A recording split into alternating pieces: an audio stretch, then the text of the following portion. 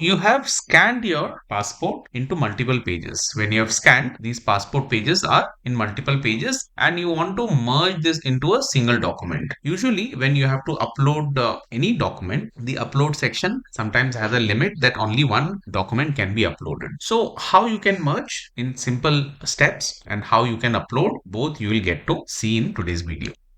To do this, first you come to this website canva.com. The link I have shared in the description. So you will be having a direct access. Once you click on this, you can log in through your Google credential. Once you do this, come to create design and here you can select the presentation 16:9 option. So once you select this, you will get this blank template. So you see here in this blank template, you can keep adding the pages 1, 2 and you can add one more page. Okay. So once you have created number of pages here, the next part is come to the page 1, come to upload. Click here on the upload and as you can see, I have already uploaded the images here, what I want. So all I need to do is transfer this by clicking. Once I click here, you see this comes here, adjust the way you want like this page 1, come to page 2, adjust similarly, just drag, drop and adjust. And then page 3, drag, drop and adjust. Now, once this is done, you see, now this is a 3-page. Click here on the share. Once you come here and click on download, you see this PDF standard. So there are two different PDF method here. One is the PDF standard, which is good for emailing. We will choose this. And the other one is good for printing. So this should suffice. Once you select this and all 3 pages are already selected, you click download. You see now your passport as one single PDF has been downloaded. So this is a single document